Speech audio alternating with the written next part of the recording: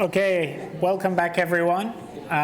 We are here for the final session of today, which is a keynote talk, followed by poster pitches from selected people from the even number posters. And then after this session, we will have drinks and a poster session as before. As you know, there is many people also watching online, so if you're one of the virtual attendees watching online, please don't forget to ask your questions for our speakers in the Q&A boxes on the online portal. And also, if you have the time, those of you who are here in person, on the online portal as well, it's worth going there. There is a virtual poster. One of the attendees who couldn't come here in person has also done a poster, so great if you can find time to go to the portal and have a look at that. But anyway, we saw in the last session some of the work that's been done on sustainability and some of the work being done on plant synthetic biology. So it's really a perfect time now to hear from one of the real founders of the field of plant synthetic biology, who's here as our keynote this afternoon, and that is Anne Osbourn from the John Innes Centre in Norwich. So Anne has been active in plant synthetic biology since the beginning of synthetic biology and has fond and also harrowing memories of early synthetic biology meetings between the UK and the US to try and get funding in this space, but has grown out a really successful research group looking at natural product biochemistry in plants and thinking about how that can be engineered and provide solutions to real-world problems through synthetic biology and engineering biology. She's well regarded for her leadership in plant synthetic biology. She co-led a Plant Synthetic Biology Research Centre with Jim Hasselhoff here at Cambridge University. And she has been recognized with a membership of the Royal Society here in the UK and also been elected a member of the National Academy of Sciences in the US as well. So Anne, if you're ready, we're delighted to have you here and we're really looking forward to your talk.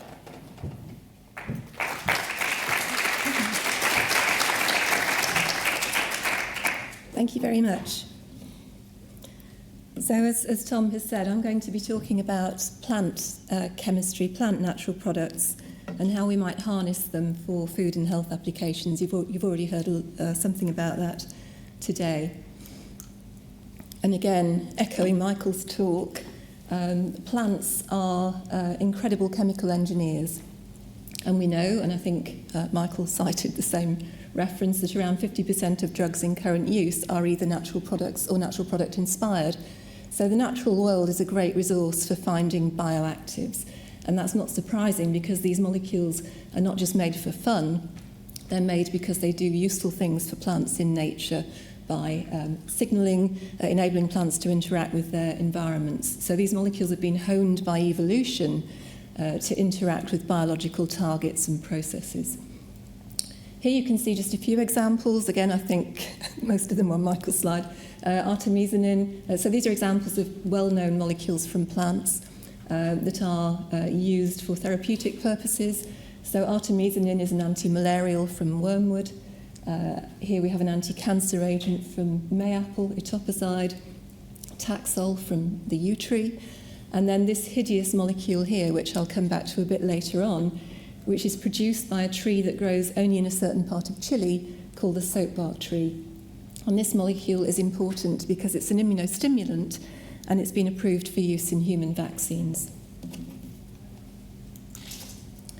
So the 19th century, advances in chemistry led to the foundations of the pharmaceutical industry, and this is the Merck laboratory in Germany in the early 1800s.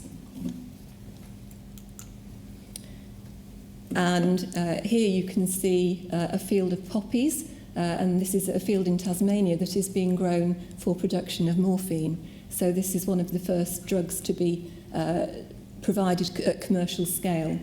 And of course it's in a protected environment because it's a very high value product that could be misappropriately used.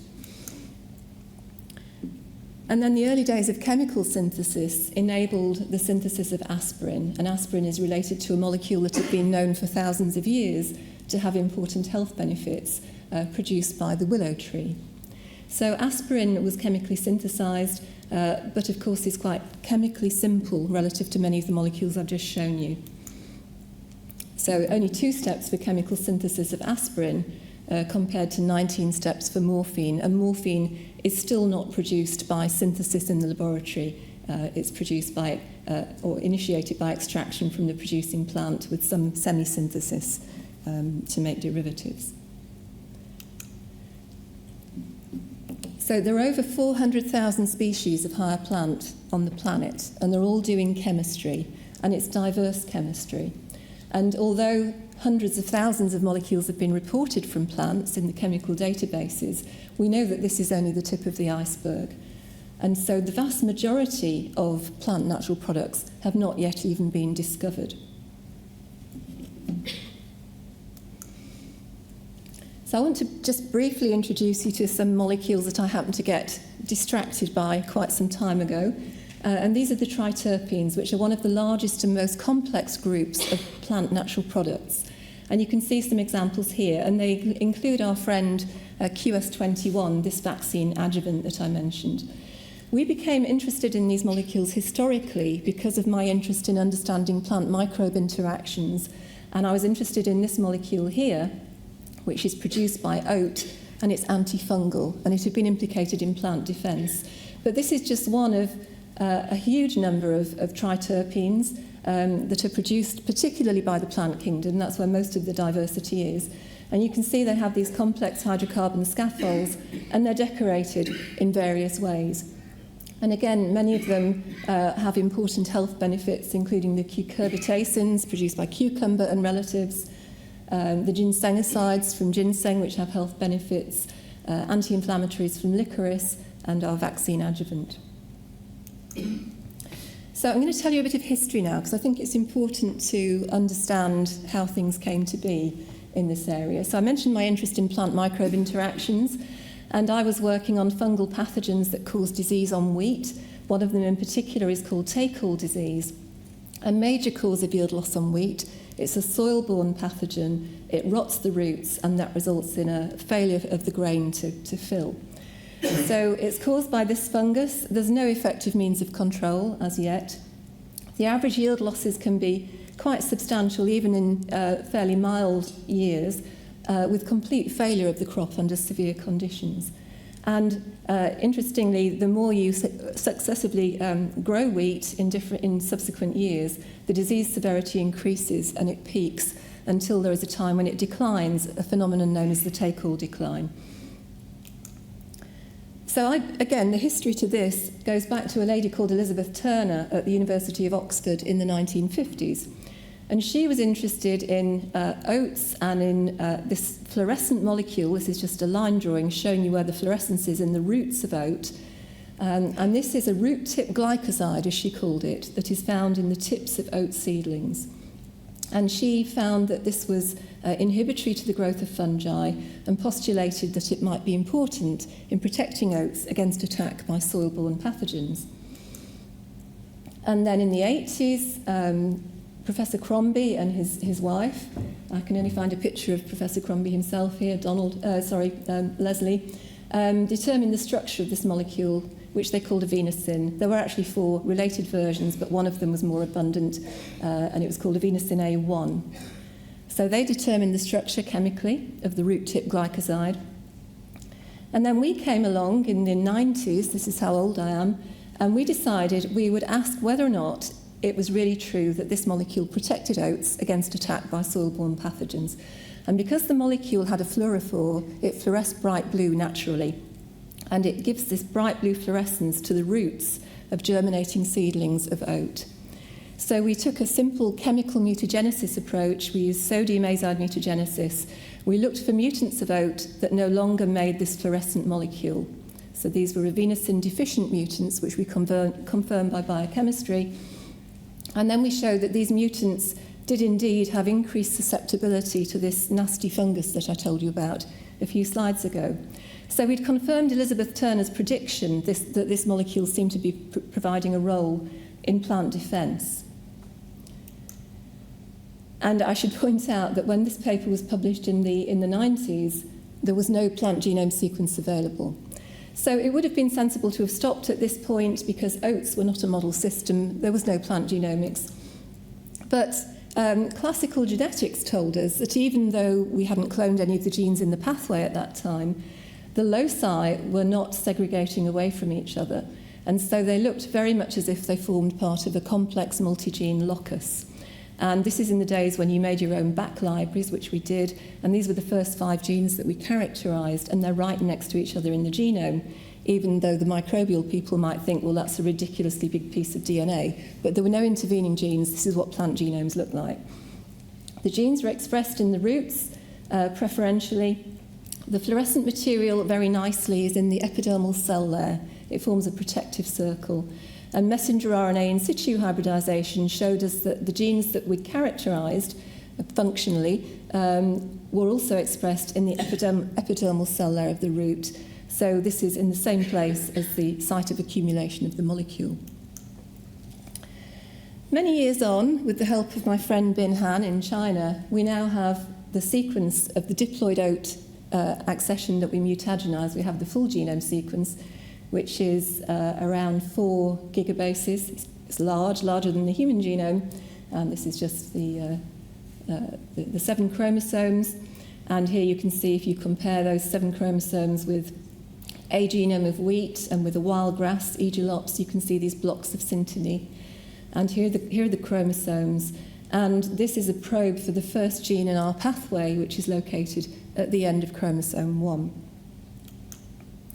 Over the years, we've been battling our way through elucidating this complex pathway before we got the genome sequence. We knew it was going to be a complex pathway. We thought at least 10 steps. In fact, it's 12. And we've now elucidated the entire pathway, which is here. And the genes are in a biosynthetic gene cluster, as we now call them. And of course, this is a phenomenon that's well known in microbes, but when we did this work, it wasn't a big thing in plants. It was unexpected. There had been one previous example of a biosynthetic gene cluster for the synthesis of defense compounds before we found this one, and that was the work of Alphonse Giel and Monica Frey in maize for a different class of defense compound called the hydroxamic acids. So these genes are contiguous in the genome. There are 12 of them, and you can see that they're expressed in the root tip and little or no expression in the other parts of the seedling. And when you get to the edges of this gene cluster where we've got the grey arrows, those genes are not part of the pathway and they have a different expression pattern. And very spookily, the genes are ordered in approximately the same order as the biochemical pathway itself. So early steps, acylation steps, middle and late. And this was very unexpected. We could talk about why this might be later on, but it's a phenomenon that does occur in microbes, but it's quite rare. It's called collinearity. So this cluster has not originated from a microbe, I should say, and I can give you lots of reasons why we know that. It has actually arisen in this part of the oat genome since oats have diverged from other cereals and grasses, but it rather looks as though oats have been doing their own synthetic biology. So if we look at the cluster here, this is chromosome 1, we compare it with other genome sequences, rice, brachypodium, these are all other cereals and grasses, barley, the D genome of wheat. This is synteny, here's the cluster, there's nothing. If you take the genes in the cluster and blast them out into these other genomes, you do find hits, but they're not very strong hits. And it's not surprising you find hits, because these genes encode enzymes such as cytochrome P450, sugar transferases, a terpene synthase, and so on. So you would expect those superfamilies of enzymes to be represented in these other plants. But in fact, there's no close homologue. So this is what happens if you take these cluster genes, blast them against the other 4 genomes. Blue indicates lack of sequence similarity, and you can see that this region is cold, whereas either side of it, there is sequence similarity. So again, this region is unique to oat, and we can take another approach and go out from those loose hits. Here is the oat cluster. This is just the oat cluster for 12 genes. You go out into these other genomes, to the whole of the rice genome, brachypodium and barley, to those loose hits that are not really homologues, and they're not clustered. So something very strange is happening in the oat genome. This cluster has assembled into a subtelomeric region of chromosome 1 since oats diverged from other cereals and grasses. A project I have going at the moment is to engineer this pathway into wheat. So this is a 12-gene pathway. It's quite large. to see if we can generate take-all-resistant wheat lines. Interestingly, although that pathway is specific to oat, and I showed you that the molecule is produced primarily in the root tips and also the lateral root initials, if we take the promoters out of that gene cluster and hook them up to a reporter and put them into a different plant, such as Arabidopsis, we get the same expression. So this is telling us that this relatively recently evolved pathway has hooked into some sort of ancient, highly conserved root developmental process. We know that this is also the case in wheat, in rice. And so it's appropriated a highly conserved root developmental process, which is interesting in itself, but there are also practical advantages because these promoters do not share sequence similarity of any note, and they function in the same cell types in diverse species. So they're very useful tools for driving the expression of multiple genes. So I told you that there were a couple of examples of biosynthetic gene clusters in plants at that point, and then we and others started looking for more. The Arabidopsis genome sequence had just come out in around about 2000. That's the model plant you heard about earlier. So we mined the Arabidopsis genome to predict candidate biosynthetic gene clusters and started validating them. This is one of them here. Others started reporting examples of biosynthetic gene clusters from different plant species and for different types of molecules, including cyanogenic glycosides from lotus and from sorghum and from cassava, medicinal alkaloids from poppy, and so on. So this is from a review we published in 2014, 10 years ago now. And these are the examples from then. So we'd found a couple of examples in Arabidopsis, and there are several more now, cyanogenic glycosides and so on. And then it became clear that as more and more examples emerged, and the list was beginning to grow, this is a review from 2016, and the amount of chemical diversity is getting greater and greater. So it's not the case that all plant natural product pathways are clustered. There are certainly examples where that is not the case, but nevertheless, there is a growing number of biosynthetic gene clusters in plant genomes. We could debate for a long time about why these clusters might exist. There's no evidence at all to support horizontal gene transfer from microbes, but rather these clusters have formed de novo by duplication, neofunctionalization, and recruitment of genes into clusters. And these pathways are generally delivering something useful for the plant. They're making a protective compound. And so it may be that when experimenting with making new chemistry, once a beneficial combination of alleles starts to configure and come together, there will be selection pressure to drive the genes into a cluster so they can be co-inherited. There is also the argument that if you have genes in close physical proximity, there are additional opportunities to regulate them at the higher levels of chromatin and nuclear organisation. And these are not mutually exclusive arguments, and in fact we have evidence that both may contribute to this clustering phenomenon. Apart from the reasons for clustering, there are some very practical advantages, and I'm sure those of you who work on microbes will have come across Marnix Medema from the University of Wageningen, who's developed some powerful computational tools for mining microbial genomes to discover biosynthetic gene clusters. And one of those tools is anti-SMASH, which has been widely used to look for new pathways encoding antibiotics and other bioactives. So we work with Marnix to develop the first customized version of anti-SMASH for plants, which Marnix has called Planti-SMASH, which I quite like. This is the output of Planti-SMASH for our oat genome, it turns out. So it predicts candidate clusters, and it can tell you in some cases what it thinks the scaffold is. It's just a prediction. It'll pick out the low-hanging fruit, and there'll be a lot of false positives in here. But nevertheless, it's a very useful tool, and it's becoming more powerful as we learn more about the diversity of plant biosynthetic gene clusters that are out there. So we can run plant genomes through these kinds of predictions and come up with huge lists of candidate genes and pathways. But unless we can actually work out what they're doing, we're just stuck with an inventory of genes. So we, like many other labs around the world who work on plant natural products, use microbes sometimes for heterologous expression. But we have become very attached to a different system, which is a plant-based system. And this is transient plant expression. And what we do is we put the genes of interest into agrobacterium, infiltrate the agrobacterium cells into the leaves of a particularly amenable plant, which happens to be a wild relative of tobacco called Nicotiana benthamiana. So we infiltrate the agrobacterium cells containing the genes that we want to express into the leaves, and it's very quick. 5 days later, we can see what we've made. And here we've got a fluorescent secondary metabolite, and here we've got green fluorescent protein. So it's very quick. So at analytical scale, we can do this with a syringe without a needle.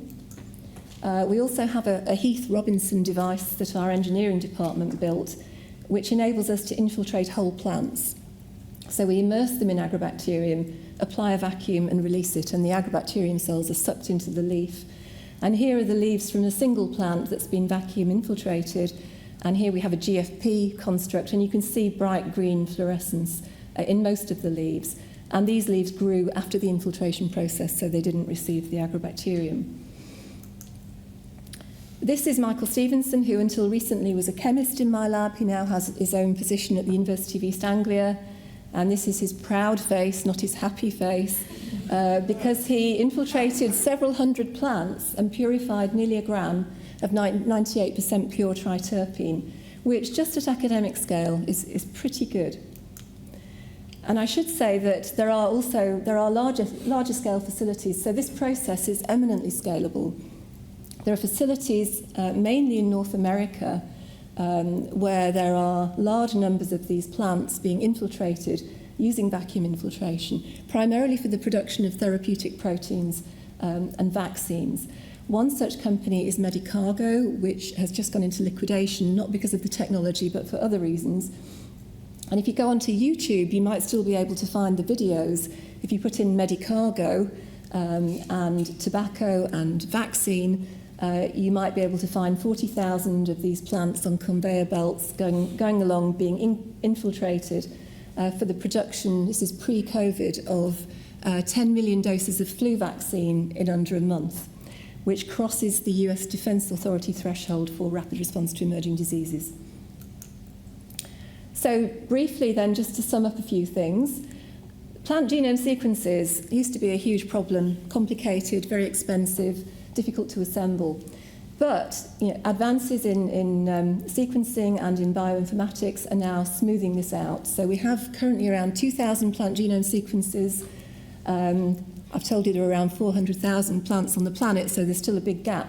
But we know just from those 2,000 sequences that we're already finding a wealth of chemistry, even in Arabidopsis, that had not previously been reported. We have this very rapid transient expression system, which is very forgiving. Because Nicotiana is a plant, we don't need to worry so much about cofactors or recoding our sequences, or depending on what we're working on, precursor supply. So it's very, very forgiving and very quick. And when we need to, we can scale up. We can generate milligrams to, I showed you a gram of compound for structural validation by NMR, but also for use in assays of biological activity. So I told you I got interested in the triterpenes because of my interest in this defense compound in oat. And over the years, my group has worked on quite a range of different triterpene pathways, and we've learned a lot about how these molecules are made. So as I said, they're one of the largest and most structurally diverse classes of plant natural products. They're all generated from the same single linear precursor, which is 2,3-oxidosqualene, which is also a precursor for sterols, as in housekeeping sterols. So this is readily available in our Nicotiana plants. We can boost the supply by using a feedback-insensitive precursor enzyme. But this molecule can be folded into hundreds of different scaffolds. These can then be selectively oxygenated using cytochrome P450s and other enzymes, and then modified to give you very complicated molecules, of which this QS21 is probably the most complex. So it's a fascinating group of compounds, and they are a rich source of pharmaceutically relevant bioactives. So I just want to show you the power of some of the things that we can do with this transient expression system. So this is a combinatorial biosynthesis experiment where we took 6 characterized genes encoding a triterpene synthase that makes the beta-amarin scaffold, the most common triterpene scaffold here, which is the C30 scaffold. And we had 5 P450s that were known to selectively oxygenate this at different positions. And this is the kind of thing it's very difficult to do with chemistry because you don't have the selectivity. And so James Reed in my lab, who was a student at the time, co-infiltrated the gene for this with each of these to generate oxygenated scaffolds. Then he introduced pairs of P450s, and just with these 6 starting genes, he was able to make over 40 different selectively oxygenated triterpene scaffolds. Some of those had previously been reported, some of them were new to nature because he was taking genes from across the plant kingdom. And the other important thing is you don't even have to put the genes that you want to express into the same construct. You can just mix the agrobacterium strains and do a sort of off-the-peg approach. Very quick and powerful. So here James purified 9 analogues, and with our collaborator Maria O'Connell in the School of Pharmacy at the University of East Anglia, he looked at anti-proliferative activity towards human cells and also at TNF-alpha release. So the only point here is that we can use combinatorial biosynthesis to make analogues, and we can start to do structure-activity studies. And this system has been so obliging, we've even been able to take the 12 genes that are normally expressed in the roots of oat and monocot and reconstitute the pathway for the fluorescent molecule in the leaves of Nicotiana benthamiana. So having learnt a huge amount and spent decades, literally decades, working on this molecule, and we'd also worked on many other triterpenes, we then thought, well, this is a very interesting molecule. It's also a triterpene. It's got a lot of interesting sugars on it. It's got this very unusual acyl chain. But critically, it's also very important because it's used in vaccines. It's an immunostimulant, and it's in short supply. So this molecule, QS21, is currently extracted from the bark of a tree that grows in a certain part of Chile. And this tree is known as the soapbark tree, or Chiaja saponaria. So the molecule is used as an adjuvant. It was approved in 2017 for human vaccines, and it's in the shingles vaccine, malaria, COVID, another respiratory virus vaccine, and around 40 or so others under development. Its value varies from $100,000 to $400,000 a gram. And I was told, and I guess I wouldn't be able to validate this, but somebody told me that the US Army had been guarding these trees during the pandemic. It's not the kind of thing you probably find on the internet, but somebody told me this, who I think is well connected. So this we thought was challenging when we started, and this is now what we've chosen to do, which is a bit reckless, to be honest. And we started with a thing called the 1KP project, which was a pioneering project quite a few years ago, a community effort to generate transcriptome data for 1,000 different plant species. So, you know, it's a bit hit and miss. They're generated from different tissues or whole seedlings, but they're publicly available, and it's a very useful resource. And we knew that the scaffold for QS21 was beta-amarin, which is this common scaffold I mentioned to you. And we do know that it's quite easy to identify the enzyme that will make beta-amarin synthase. That is well understood. So we started mining the 1KP project. There was a soapbark transcriptome database in there. And we were able to piece together the first few steps to make the scaffold and to oxygenate it. So this was very nice. We got to this base camp called queleic acid. But it's a long way from queleic acid to this molecule, and we needed better resources than the 1,000 plant transcriptome database, useful though it was. So this was an emotional day when the tree arrived in the laboratory. And this is a responsibly sourced tree that we got from a nursery in the south of England who had been cultivating it for 20 or so years. And they also had a paper trail showing that they'd got it before that from Germany. Because, of course, the whole of the Convention on Biodiversity, Access and Benefit Sharing, it's very important to make sure that you have permission to work with the material that you have. So this was the tree, emotional day. We sequenced the genome, and here's the karyotype, so nice genome assembly. So we also generated more transcriptome resources in-house.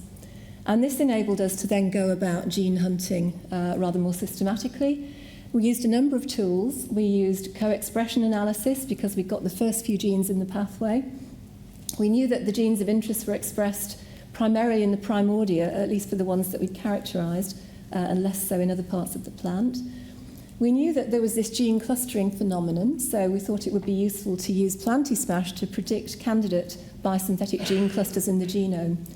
And so using a combination of strategies, we were able to put together a list of candidate genes. So what we thought was going to be the next step, going back here, from queleic acid, the next logical sequence of events was the addition of the C3 sugar chain, based on what we knew from structures that had been reported in the chemical databases.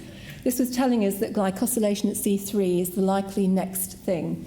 And so we thought we were looking for UDP-dependent sugar transferases, and so we used a scoring system based on co-expression and overall transcript levels in the primordia to come up with a hit list of candidate sugar transferase genes. And then went through and factored these into our combinatorial expression process. So this is all done using transient expression. And we were able to build up the C3 sugar chain. And you can see this here. And there are actually two different flavours of sugar at this position. And we got both of those enzymes. And here are where those enzymes, the genes, were in our hit list.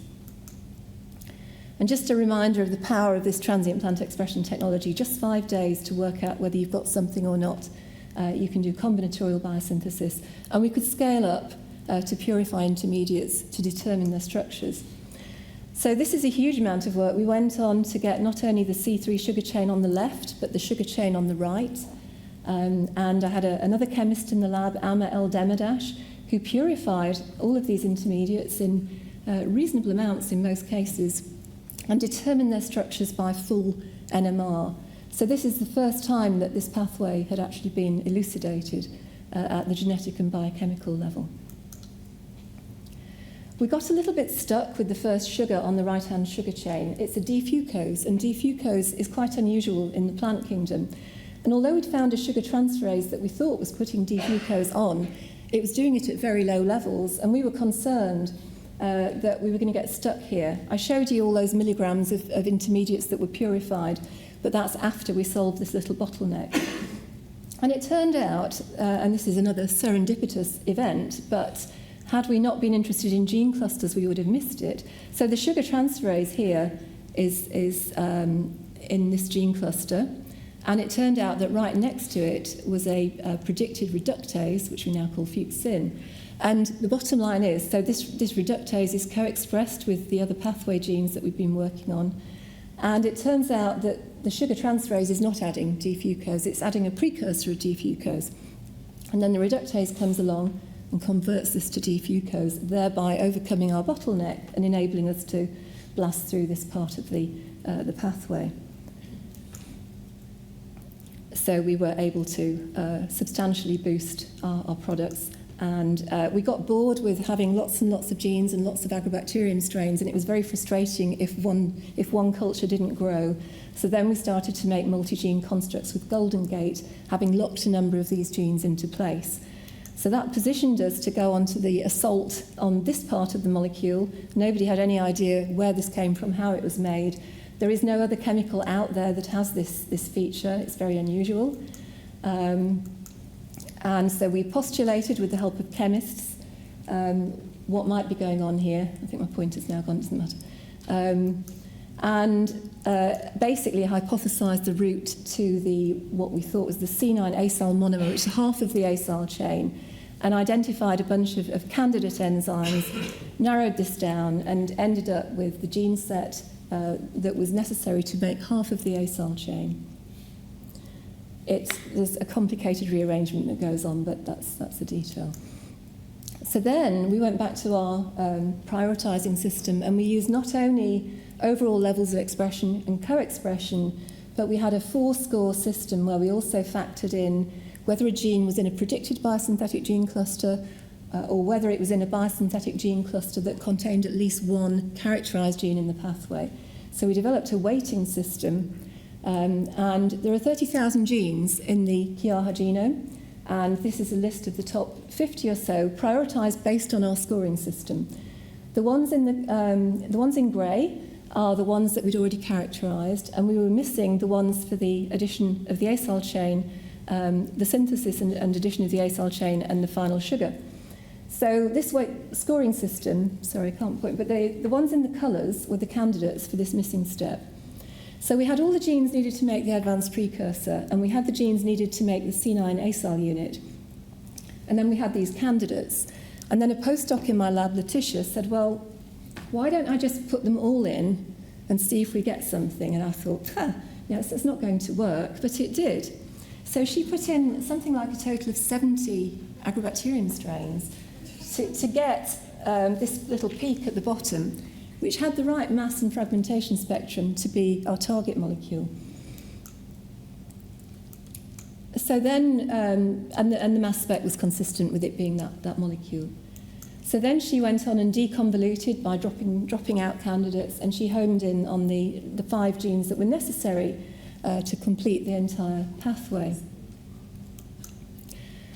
So we published a paper on this. So because we generated the genome sequence, we had transcriptome data, we'd made QS21, and we also managed to make, there's actually a simpler molecule which is related called QS7. QS7 is also a very effective immunostimulant and is approved for human use, but the problem with it is it's present at very low levels in the bark extract. It's also less toxic to humans than QS21, so it's more desirable. So we've been able to make those 2 molecules, but importantly, the tree makes over 100 structurally related molecules. And so we now have a toolkit to make not only QS7, but also a huge number of variants, and we can factor in genes from outside of Kiaha as well, with the aim of engineering both known and new-to-nature immunostimulants, which may have better properties as for next-generation vaccines. So again, a little timeline here, because I think this helps. So I told you that the oat pathway took 15 years. This was a very ambitious project. It still took a few years. But in 2017, we started it. I got £20,000 to do transcriptomics, then got a grant and started working. And then a big pharma company found out about what we were doing, and they very usefully put over £2.5 million of direct funding into my lab because the grant wasn't going to enable us to finish the pathway. We completed the pathway, and then we obviously filed all the patents, published a paper. I should also say that this ended up being a 3-way collaboration with the Kiesling lab, where we sent the Kiesling lab the genes and the purified intermediates that we characterised, and they engineered the pathway into yeast. So we're also co-authors on a paper that came out recently on engineering this pathway in yeast. So it'll be very interesting to see whether the transient plant expression or plant production versus yeast, what the pros and cons will be. Of course, with the plant production, you're using carbon dioxide and sunlight to make molecules. So I mentioned that we have the genome sequences for around 2,000 plants. Sorry, this is a bit out of date. 2,000 plant species. And these plant genomes contain the instruction manual to make an enormous array of chemical diversity, most of which we haven't yet discovered.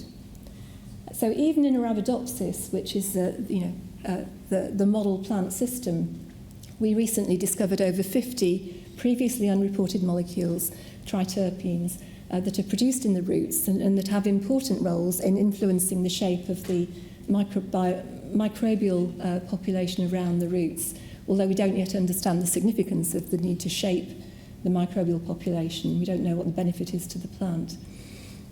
There are major new sequencing initiatives underway. The Earth Biogenome Project, which aims to sequence every species on the planet. In the UK, we've got the Darwin Tree of Life project.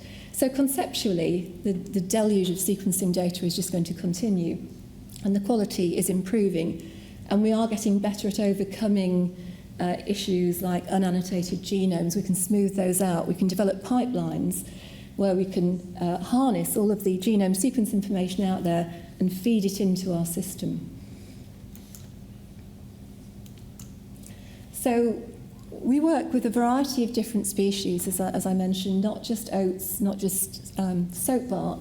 We've been looking at defence compounds in wheat. We've worked with the Brassicaceae. Soapwort is a very interesting plant. So like soap bark, it's called soapwort because it's a source of natural soaps. But this plant grows in the UK, and it very strangely goes most of the way towards making those elaborate immunostimulants that I showed you. It's just a few steps short of that. So again, we've sequenced the genome of soapwort, we've elucidated the pathway for those advanced intermediates. And not surprisingly, because soapwort is taxonomically very remote from soap bark, there's no obvious sequence similarity, at least between most of the pathway steps. And so it's very interesting to consider why these two disparate species have evolved the ability to make this very complex molecule. At the minute, we're interrogating the databases to try to work out whether there are any other species in between them on the sort of the taxonomic spectrum that go any way towards doing that. But at the minute, it looks like the answer is no.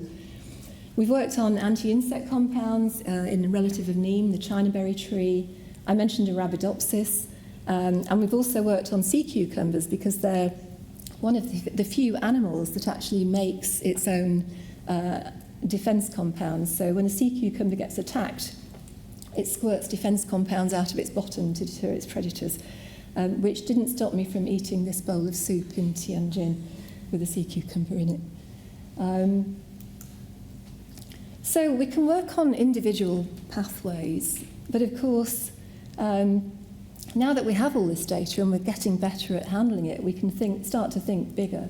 So I've mentioned combinatorial biosynthesis to you, and there are huge opportunities there to make not only known molecules but new-to-nature molecules by combining genes and enzymes. And we've built a toolkit of hundreds of enzymes that make triterpene scaffolds and decorate them. And so we're not quite at the position of being able to make any triterpene that's ever been reported, but we do have a lot of enzymes at our disposal.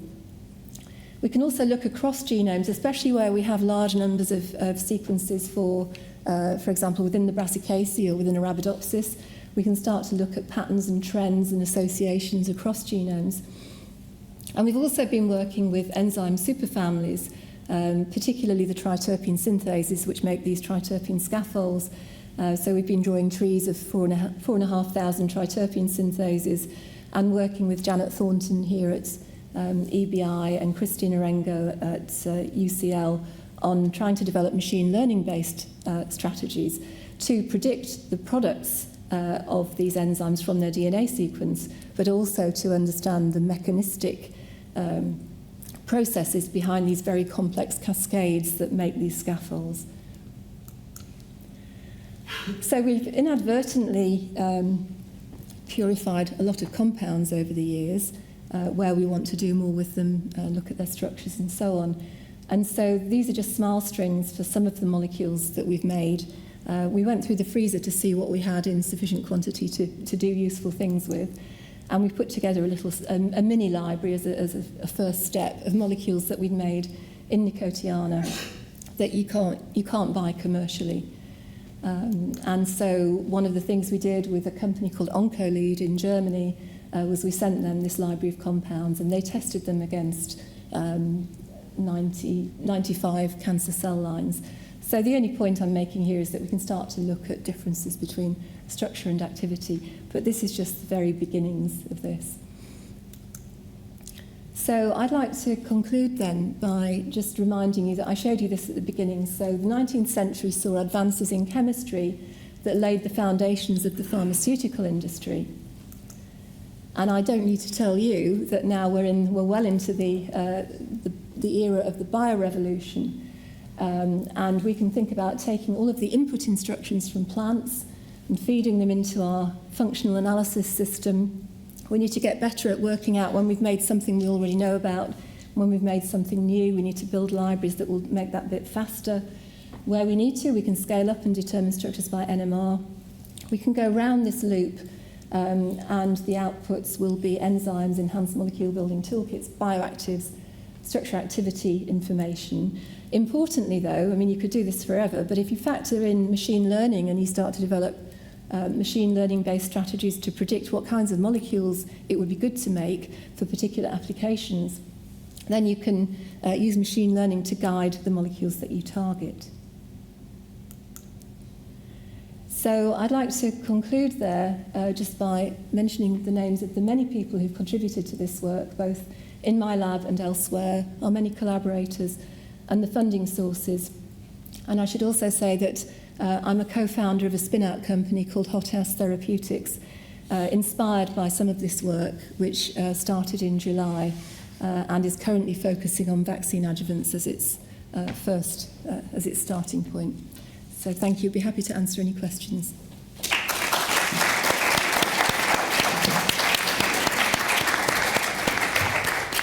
Wonderful, amazing talk. Okay, so do we have questions for Anne? Yeah, Seth. Thank you for this fantastic talk. It's really mind-blowing. One question which always also comes to us as microbiologists is the scale-up. So it seems really amazing to express these pathways transiently in the tobacco leaves. And you told about this company, but is scale-up an issue, or are the amounts of these secondary metabolites you need so small that this is not an issue? Yeah, that's an investor question. I mean, as Michael said, proof of concept is one thing. We've done a proof of concept with the QS21 pathway, which is unnecessarily complicated, actually. I mean, you can make simpler molecules. I think the answer to your question, it depends on the value of what you're making and how much is needed. In the vaccine adjuvant space, it's kilograms. It's not any more than that. It's still a lot. I think, I mean, the way I think about this is it's a very rapid way of prototyping and testing and optimizing. We can make enough suites of analogues to put them through bioassays and learn from them. We can use the machine learning as part of that process. Once we find an optimal set of genes that make something useful, then that's obviously a decision point. So it may be that ultimately the best way to make something is not by transient plant expression. It could be stable transgenics, vertical farming, maybe yeast. So it's a case-by-case basis, I think. Okay, great. Thank you. Barbara? Okay, I would also say that this was really fantastic because it really was, not just because I want to say it. The question is, when you spoke about the fact that you had more genomes coming, and then you said all this new chemistry was discovered. So I have a hard time to understand how you went from the information on the genome level to the chemistry of the molecules. Yeah. That's a good question. I mean, I suppose, to give you an example, with Arabidopsis, we got interested in whether Arabidopsis had biosynthetic gene clusters. We used the algorithm to predict. We found some gene clusters. We knew that, so the gene clusters contained a gene that was likely to encode a scaffold-generating enzyme, in this case triterpene synthases. So that's very helpful because then you know what kind of scaffold you're looking for. And then there were other enzymes, P450s, acyltransferases, and so on. So based on clustering and co-expression and some knowledge of the general class of compound, we were able to piece together in Nicotiana what was going on. It got a lot more complicated after that because then it turned out that there were several clusters talking to each other. There were unlinked genes that were co-expressed as well that were cross-talking. So that's how we ended up with 50. But I agree that if you've got a scaffold-generating enzyme, if you've got a gene that looks like it's going to be making a certain type of scaffold, you've got to weigh in. But if it's a P450 or a sugar transferase or something, then you could silence it or mutate it, but it's very, very difficult to go from that.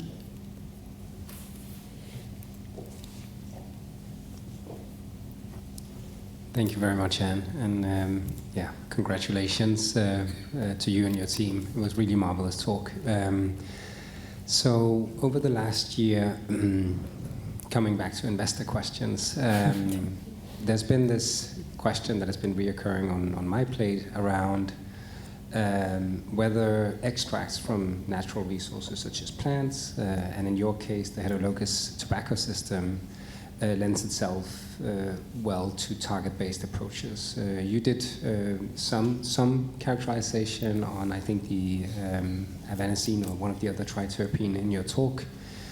Now that you have, I would imagine you have chromatograms from your MS analytical approaches from both Jay's lab and your own lab. If you're thinking about yields of the extraction for the QS21 and the numbers of steps, can you comment on like feasibility, cost, yield, simplicity among those two systems? Well, we haven't got any. I mean, I'm really impressed by your TEA work, and that's something that we should think very hard about. I think it's just the beginnings. Just to have the pathway and be able to reconstitute this in two heterologous organisms is a big step forward, but it's a long way from that to making figs in quantity. However, those late pathway intermediates that we were making, I showed the slide with the milligrams on there, that wasn't exhaustive recovery, that was enough to do NMR. And so the addition of the sugar chain at the right-hand side of the molecule, we were getting 30 mgs or so from, I don't know how many plants, not that many plants.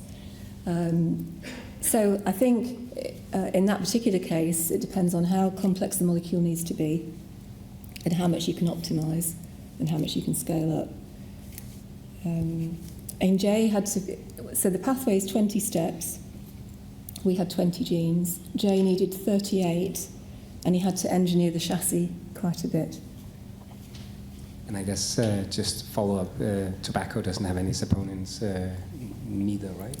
It's a clean, nice clean background, Nicotiana. Yeah. Great. And the other thing, of course, yeast is missing is most of the ability to provide most of those sugar nucleotide donors, because there are a lot of exotic sugars in there. Yeah. Thank you so much, Anne. Okay, we got an online question. Okay. From a question from a non-plant scientist. Re-engineering other plants to contain the entire avenacin pathway from oats, is it also possible to engineer plants to express an antifungal protein? An antifungal protein? Protein, yeah. Yes, I mean, it's not something we work on, but clearly if you're expressing an antifungal protein, that's a simple step, not a multi-step pathway. So it's not really, that's a good point. Why not just do that? Yeah, we should look at that, thank you. Okay. I suppose we just want to see if we can put the whole pathway in as a sort of tour de force wheat engineering project. Okay, Jeff? So in the transient system that you described, do you use the same promoter for every single gene, and do you do anything to adjust the amounts? And another practical question is, what limit, if any, is there to the number of tDNAs that can be delivered to a single cell? Or do you think some of these molecules are being synthesized partially as a sort of consortium of different cells? Yeah, that's a good question. So firstly, at least at the moment, the promoter is always the same. It's 35S constitutive promoter. I didn't go, sorry, I should have gone into, so George Lomonosov, my colleague at John Innes, a number of years ago, developed a system of vectors, which he called the PEAQ vectors, P-E-A-Q, which is easy and quick. He found by serendipity, because he was working on cowpea mosaic virus and trying to minimize it, and he found that if you put some of the RNA2 sequence of cowpea mosaic virus in front of a gene of interest, he got considerably elevated translation. So this is between the promoter and the gene of interest, and he's published some really nice papers on that. And when they initially showed with GFP that they got, I don't know, 5 or 10 times more GFP than they would have got without that region.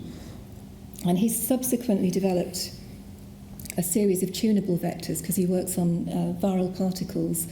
So when you've got multi-component viral particles, often they won't assemble unless you get the ratios right. So we haven't looked at that yet. We haven't started to play with where the bottlenecks might be and what the effects of manipulating the levels of the different pathway steps might be.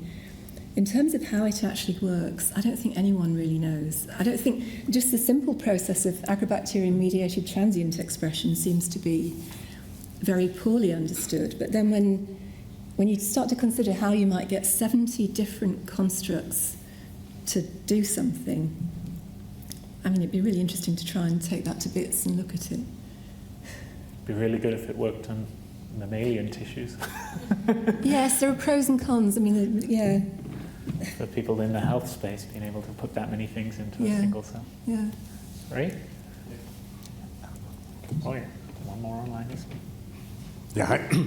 So since you are really at the center of identifying new chemistry from the genome, and you showed us how difficult that is and how indirect in a way that happens right now, do you see what is the development to make that more efficient?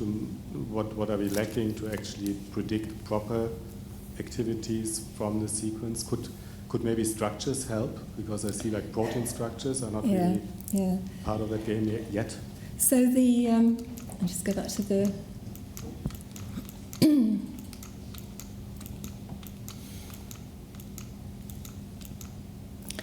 So this was actually very important because 30,000 genes in the genome of this tree.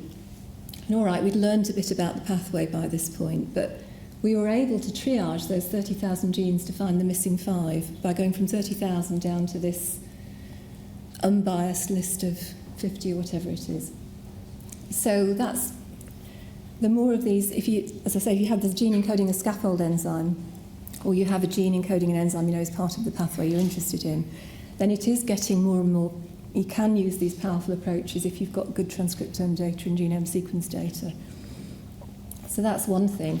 But then the other thing is trying to predict, and this has been a whole adventure, this has gone again, but the machine learning-based approaches we're focusing on the triterpene synthases because they all use the same substrate, but they fold it into hundreds of different products, which does have its own challenges in terms of predicting function. So this is work with Janet Thornton and Christina Rengo, which incorporates structural information as well as linear. And we're making some progress there, but even for that superfamily of enzymes where it's the same substrate, it's very challenging. But we have now got to a point where they're predicting mutations that we should make that will change product specificity. But then if you went to P450s or sugar transferases, that's a whole other level of worse because you don't know what the substrate is or what the product is. So I think there's a lot we've got to learn. I would like to, we're just about to submit a paper where we've taken 20 sequences off that tree and systematically analysed them. So we've got GC traces with peaks that we've numbered. So we get a total of 40 peaks from 16 functional enzymes. And some of them we know what they are and some of them we don't. So we purify some of those compounds and determine their structures. If we then expand that to 200 enzymes or 1,800 enzymes, we learn a huge amount. But it's a different way of, it's a challenge, it's a different way of doing things. We have one last question online. Okay. And then we're going to move on. This is a bit cheeky, but I'm sitting in a house in the UK surrounded by farmland, where I know the local farmer has planted lots of wheat. I may have missed it, but have you now fixed the old fungus, please? Have we fixed the No. Have you now fixed the old fungus, please? Have we solved the wheat problem using? We're working on it. Mm-hmm. So we've generated transgenic wheat lines that are making quite a bit of the pathway, but we still have to put the missing steps in, and then we'll see whether it works or not. Mm-hmm. Thank you. Okay. Good point to end on.